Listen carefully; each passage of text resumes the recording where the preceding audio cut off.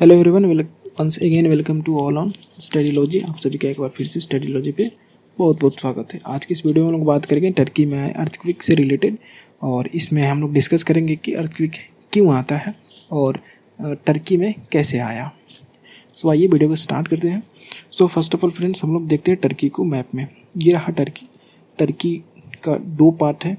First part आपका जो total Turkey का एरिया का 97% जो एरिया है वो एशिया में पाया जाता है, और 3% जो है आपका यूरोप में पाया जाता है। यूरोप में जो एरिया पाया जाता है उसको हम लोग बोलते हैं थरेस, जिसका कैपिटल आपका इस्तांबुल है। ये रहा इस्तांबुल।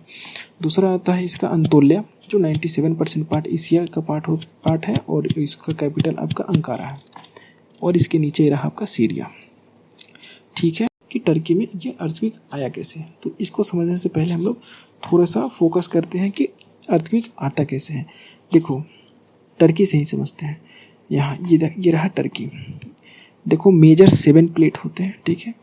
7 टेक्टोनिक प्लेट होते हैं। जब आपस में अर्थक्वेक आने का कारण ये होता है कि जब दो प्लेटें आपस में टकराती हैं तो एक एनर्जी निकलता है, ठीक है। तो इसको समझने से पहले एक एग्जाम्पल लेते हैं। एग्जाम्पल से समझते हैं। एक पेन जब आप टेबल पे ड्रॉप करते हैं तो जब वो पेन टेबल से टकराता है, मतलब कि टेबल और पेन में जब टक्कर होती है तो क्या आता है, एक साउंड हम लोग को निकलता है, ठीक है। तो वो एनर्जी जो है ना, पेन और टेबल से जब टकराता है तो एक एनर्जी निकलता है। वो एनर्जी साउंड के रूप में बाहर आ जाती है, ठीक है। तो सिमिलरली यहाँ पे जब दो प्लेट आपस में टकराती है तो वो वेव के फॉर्म एनर्जी रिलीज होता है, और वो एनर्जी वेव के फॉर्म में बाहर आता है। उस वेव को हम लोग सिस्मिक वेव के नाम से जानते हैं। और वो वेव 3 टाइप का होता है: primary wave, secondary wave and love wave, ठीक है। इसको भी हम 2 पार्ट में बांटते हैं। एक होता है बॉडी वेव और दूसरा होता है सरफेस वेव। बॉडी वेव उसको बोलते हैं जो अर्थ के नीचे, आप ये देखो एग्जाम्पल देखो, इसको देखो, जहाँ 2 प्लेटें आपस में टकराती हैं तो यहाँ इसको हम लोग फोकस बोलते हैं। उसके परपेंडिकुलर ऊपर अर्थ के सरफेस पे जो पॉइंट आता है उसको हम लोग ईपी सेंटर बोलते हैं।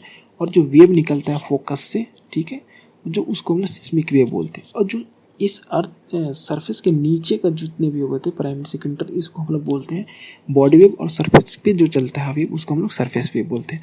ये टोटल रहा आपका अर्थक्वेक से रिलेटेड जानकारी। अब देखते हैं टर्की का। टर्की में क्या होता है कि टर्की जो है ना पूरी तरह से आपका फॉल्ट जोन, इसके पूरा मैक्सिमम बाउंड्री फॉल्ट जोन पे ही है। फॉल्ट जोन उसको बोलते हैं जो जहाँ पे 2 प्लेटें जो होते हैं ना, उसका बाउंड्रीज होता है। 2 प्लेटें आपस में जुड़ती हैं और वहाँ से हटती है, ठीक है। उसको हम लोग फॉल्ट जोन बोलते हैं। तो यहाँ से देख लो, आप इधर से देखो तो अरेबियन प्लेट, और ये तुम्हारा टर्की का एंटोलियन प्लेट का, ये देखो ये आपका फॉल्ट जोन है, ठीक ठीक।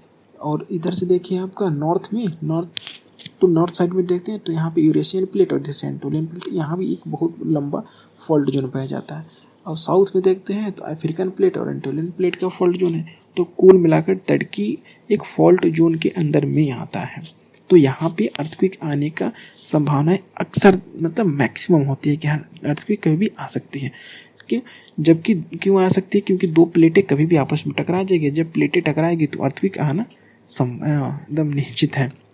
तो टर्की में यहाँ पे क्या हुआ कि अरेबियन प्लेट और एंटोलियन प्लेट ईस्ट साइड में टक्कर मारे। तो यहाँ पे क्या हुआ, एक एनर्जी रिलीज हुआ और जो अर्थक्वेक के रूप में बाहर आता है।